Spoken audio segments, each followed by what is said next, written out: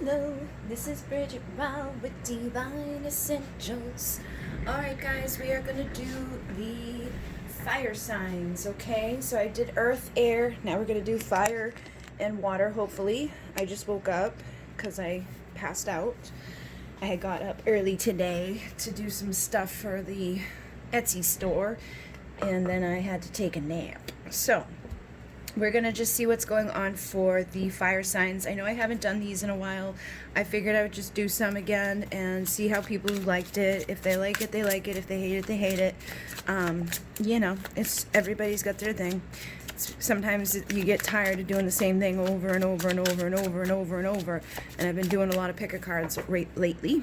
So if you have fire for your sun, moon, rising, or Venus, or you can be a cross watcher for somebody that has fire for their sun, moon, rising, or Venus. That would be Aries, Sagittarius, or Leo, okay?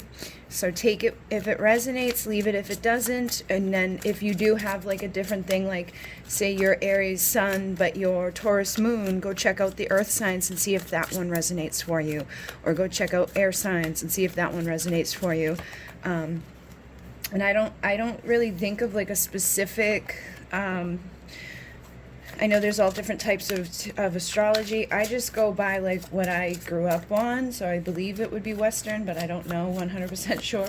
I just go off of setting the intention for the fire signs. So if you're a fire sign, hopefully it makes sense. If it doesn't, it doesn't. Let's see what your person could be thinking. We have the Six of Swords of the Moon. So I feel like this person could be holding back with you right now.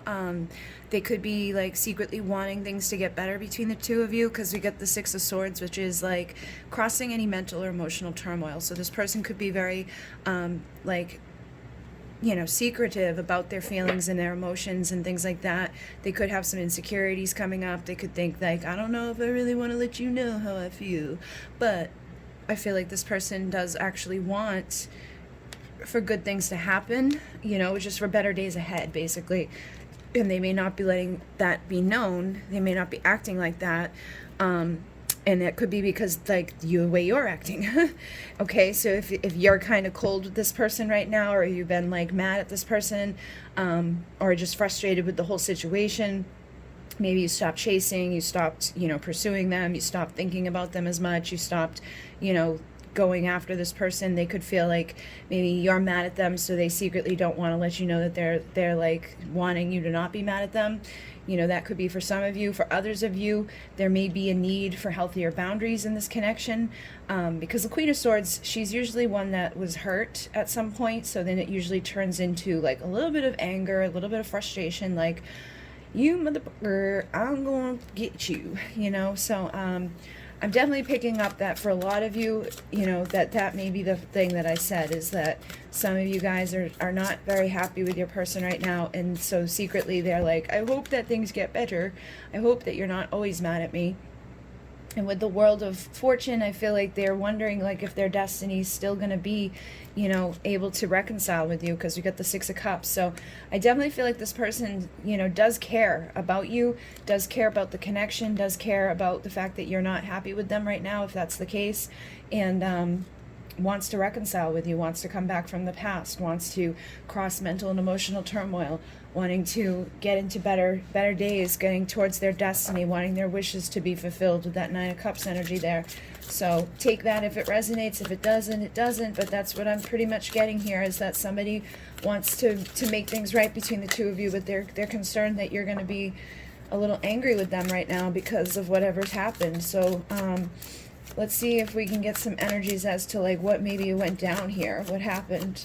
Why is the Queen of Swords here? Why is the Queen of Swords here?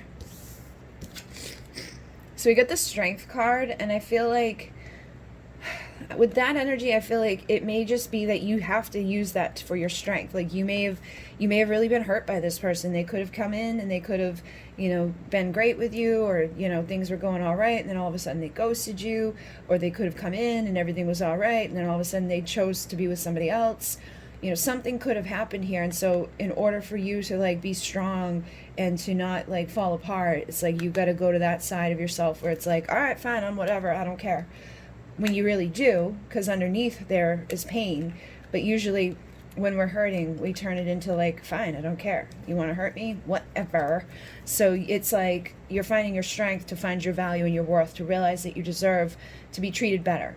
And it's like they know that too. I feel like they know that you deserve to be treated better. They know that whatever they did wasn't cool, and that you probably have every right to be upset with them right now. But they're hoping that that's going to end. They're hoping that this chapter, this cycle closes up. But I feel like the whole reason that that Queen of Swords is here is because it's just how you're exhibiting your strength to not go into a place of like falling apart. So with the Eight of Wands coming through, I feel like this person does want to say something. They want to come talk to you. They want to communicate, take action, cross any distance that's been created here. But I feel like, again, they're worried about what's already planned, whatever panned out before, whatever played out before, because you get the Three Cups that knocked over here. So with these Three Cups knocked over, it could be because they decided to go with a third party, right? Or it could be because they, came in once and left, and then they came in again and left, and then did it again and left. And so they're running out of opportunities. They're running out of times to come and go. They're running out of times to mess with you. They're running out of times to take that action to come in and travel and fix this. And they're having a hard time to know if those two cups are still standing behind their back. And it makes sense too, because she's all upset, right? So obviously, if this is what's been going down, I'm sure that there's a part of you that's upset, but also hurt and angry.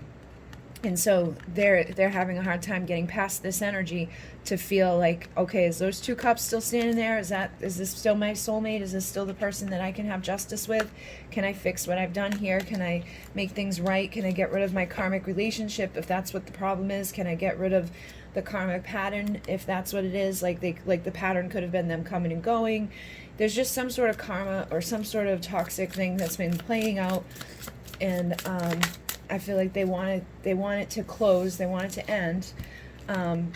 But I do feel like this person definitely still has their guard up. Like they can't make a clear decision right now, because they feel like they need to put their guard up too, which is like a natural instinct to your guard being up. So because you're hurt, and because you're angry, and because you're sitting in your power and your strength, and you're like, fine, you're gonna hurt me, then I'm gonna be fine over here by myself. I feel like they're having a hard time deciding on what to do, and that they've got their guard up too. So they may be acting like I said, like they don't give a shit. They're not paying attention. Like they're not thinking about you. Like this is how they act, right? But at the same time, there's still a part of them that's like, I wish that things were not bad. Like I wish that I didn't hurt you. I wish that, things weren't like this situation that they are, So again, trying to make a decision in regards to love. So if they're with somebody else, I feel like they're probably not happy with someone else. If they're single, they're probably, still thinking about you. They could be talking to other people and, doing other things and just living their day-to-day life. But I think at the same time, they still think about you.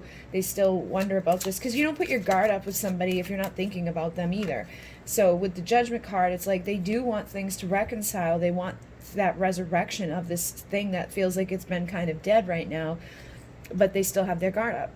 They're still closed off with their heart. So that's probably one of the main problems that you've had from the beginning of the connection, is that this person's had their heart closed off. They haven't communicated all of their feelings to you. They haven't opened up emotionally. They've kept their feelings a secret from you. They've just made you wonder, like, what's wrong with me? And all the while, people want this ultimate fulfillment. People want their 10 of Pentacles, but you can't get there until you are vulnerable, until you open up, until you, start putting down the building blocks for the ultimate fulfillment. It's like it takes two to tango, and it takes work, and you can't just like ghost people and, come and go as you please and sleep around. It takes equal give and take. Six of Pentacles is about give and take, and I feel like this is where things may have fallen off track a little bit within your connection, is that you may have tried to give too much to this person to begin with, and they may have taken and then not reciprocated as much, and then vice versa. It's like you guys could both feel like, oh, I gave too much, oh, I gave too much. But again, both wanted 10 of Pentacles, both wanted their 4 of Wands, both wanted something good here, but both needed to heal. Both needed the time to heal. I feel like your person needs to heal that part of them that's like, let me come and go, let me come and go, let me run away, let me run out, let me just disappear, let me ghost you and run away from my feelings, let me bring conflict and competition and other people into the mix when they want the 10 of Cups at the same time, but you can't have that if you're afraid of it at the same time. So I feel like a lot of fears, a lot of doubts, a lot of insecurities, a lot of like playing games, a lot of, you know, coming and going, a lot of just kind of disappearing when things got intense or when things started to pick up between the two of you.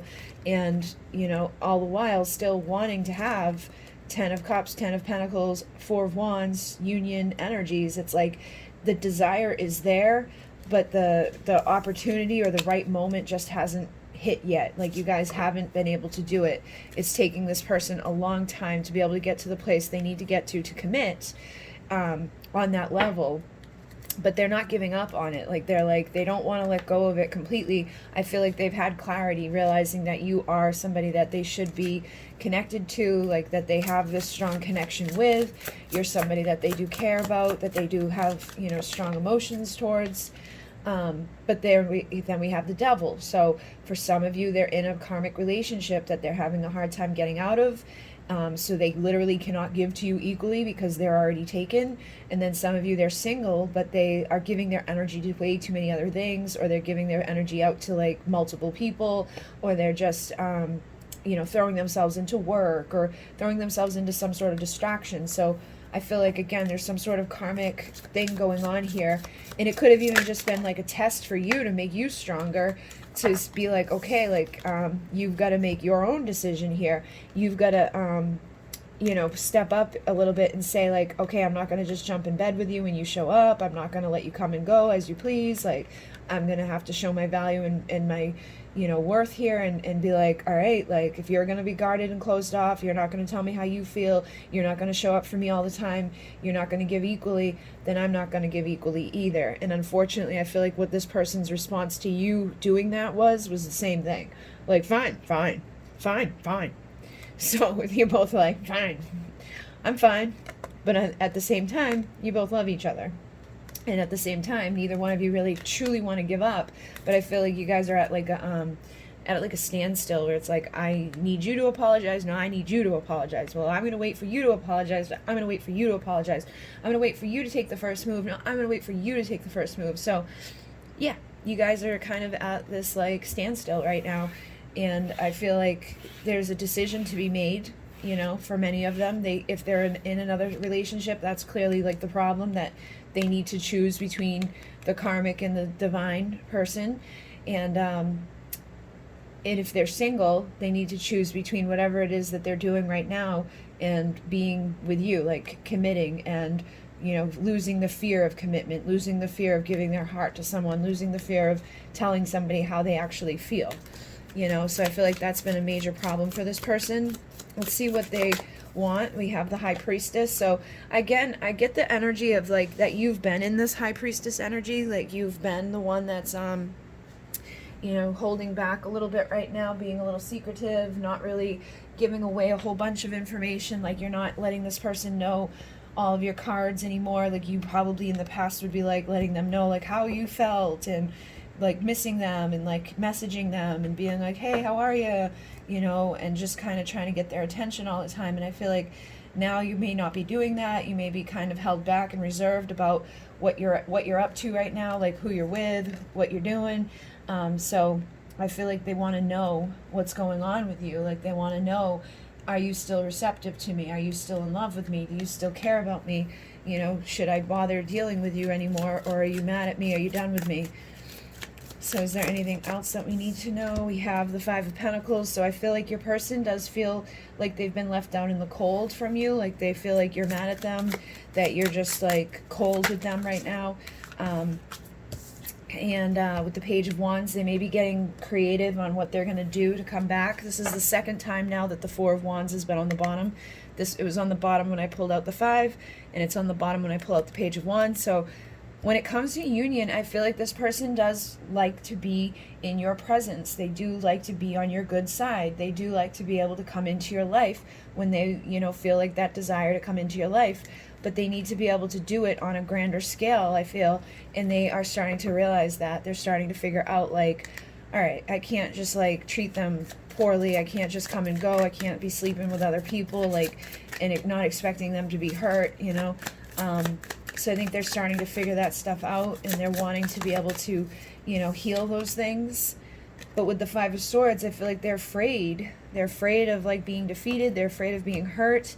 And I think you might need to use some patience and time here to balance out passion and emotion, especially because if you're hurt and angry and they're hurt and angry, you know, and like they may not even be angry and hurt by you, like they could have been hurt and angry by somebody before you that made them act a certain way towards you, you know, and be guarded with you, and then it backfired and basically put you into the same energy that they were in. So it's like, and that's the thing that sucks about when you date somebody that has trauma or whatever. It's like when you date emotionally unavailable people, you end up becoming an emotionally unavailable person because you get hurt and you get jaded, and it's like you're not ready for another relationship anywhere else, but you're not getting a relationship with that person, and you're just cold and unhappy and wasting a bunch of time, you know, feeling miserable. So I feel like basically right now that's where the both of you are at, and you both need a little bit of time to balance things out, to heal things, and really look at things and be like, okay, like, is this something that's ever going to work between us? Like, can we really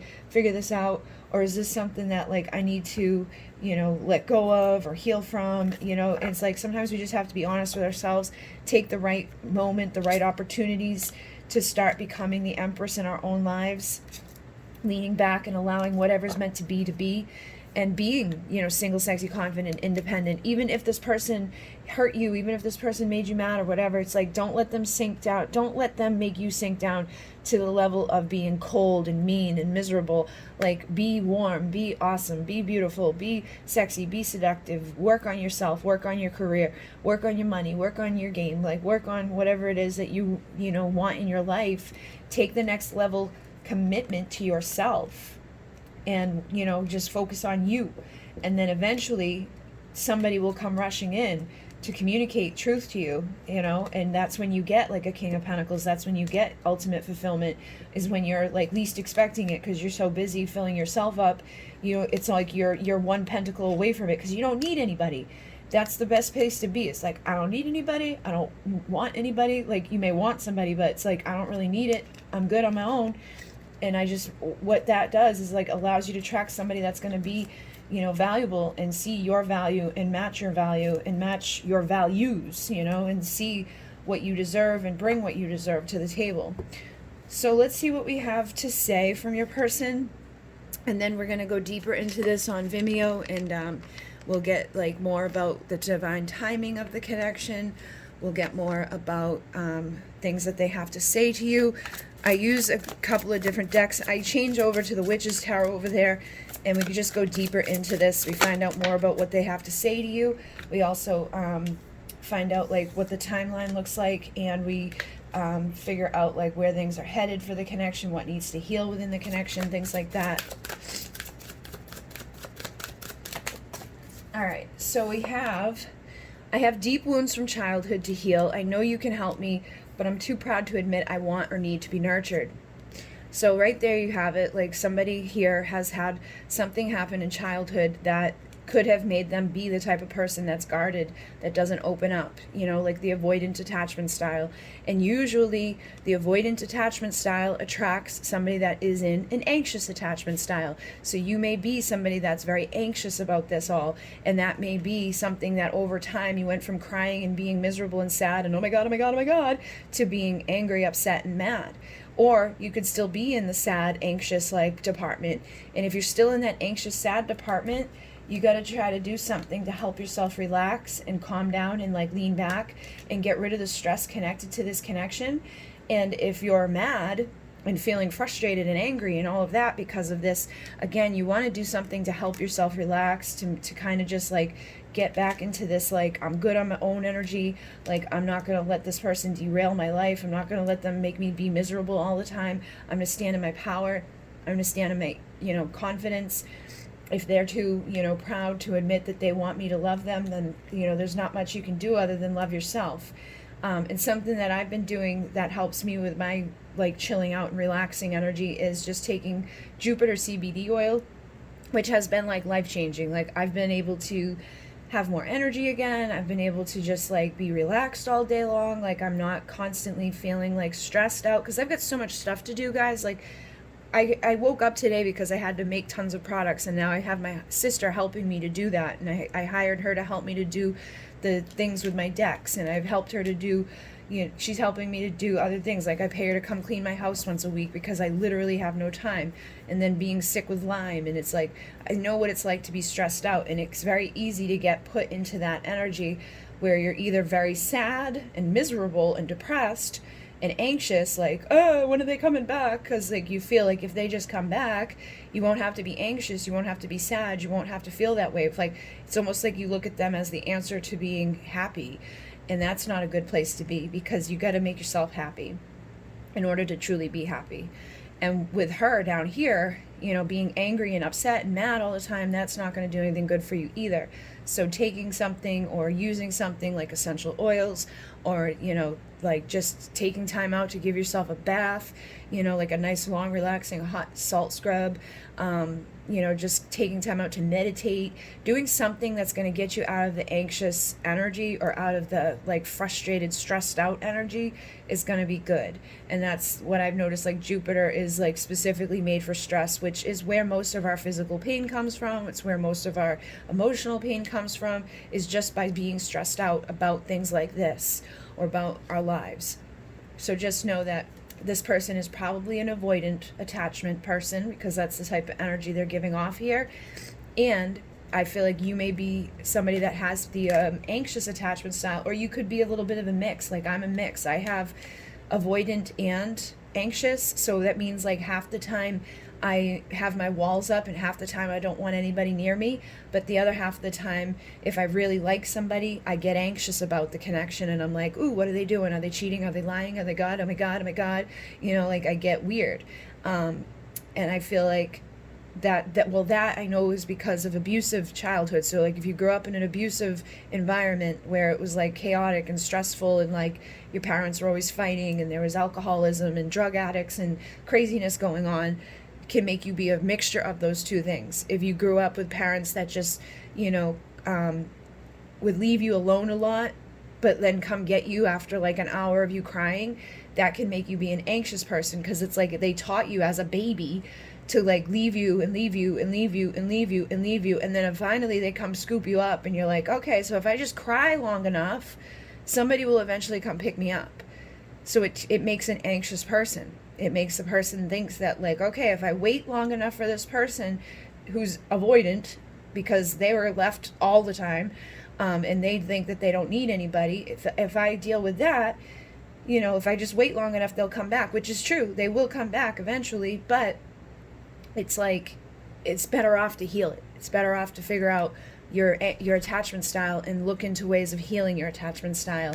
Because then I will open up more and more, I promise. So I feel like this person does have an avoidant attachment style. But if you heal your anxious or your anxious avoidant attachment style, they will heal their avoidant attachment style, and they'll be able to open up more and more over time, because you'll release the energies that you're in that are causing the problem on your side. Like we know, twin flames are your mirror. So people don't ever want to hear this, but it's like, if they're doing something that messes with you, then you're probably doing something too. And you got to look in the mirror sometimes and be like, okay, where am I messing up? Like where do I need to heal? So you could also have those deep wounds from childhood that need to be looked at. Then we have, I dream about you almost every night. I hate waking up to find you aren't here. So it's like on the subconscious level, on the unconscious level, this person wants you there. They know it, they feel it, they desire it, they think about it, but their physical, like, conscious self is like, no, I don't. I'm okay on my own. But when they wake up in the middle of the night, you're not there, they're like, oh man, that sucks. And they say, I feel you sending sexual energy my way, and it takes all of my self-control to not come and ravage you. So they're definitely feeling like a desire to be with you as well. You know, they want to get freaky deaky with you, and it's taking a lot of self-control to not just come, you know, do that. To not just call you up and be like, what's up, baby?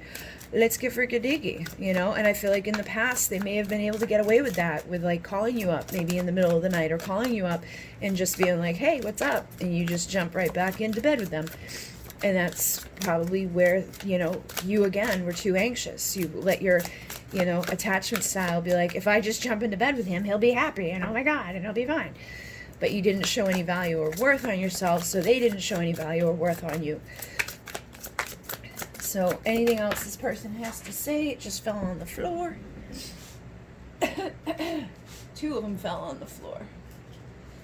We have, I love your spirit, you shine like a star, and you stole my heart, and be a good little girl and please your divine man. So they do really like you as a person, like they like who you are, and I feel like you have stolen their heart, you know, especially when you were happy and you were like, oh my God, I like can't wait to be with you, and you're so exciting and you're amazing, and I just love you so much. And also when you were a good little girl and you just got down on your knees and pleased your divine man, like whenever they wanted it, you know, they really like that. They say, I read every word you've written to me more than once. So, you know, I'm sure like if you had that anxious thing, you probably sent this person tons and tons of messages, and they've read them. Okay, they've read it more than once. So they may not have responded, but they did read it.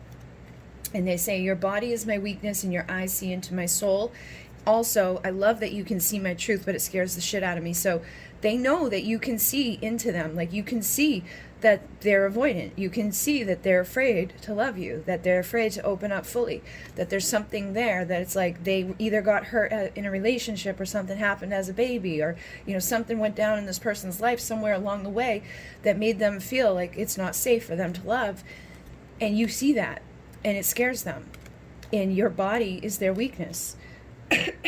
So they say, thank you for being you, my light in the darkness. So they know that there's like light here. There's something that's illuminating between the 2 of you, and they are gathering courage to reach out to you. So they do want to reach out to you, but they need courage, and they need a little bit of like strength in order to do so.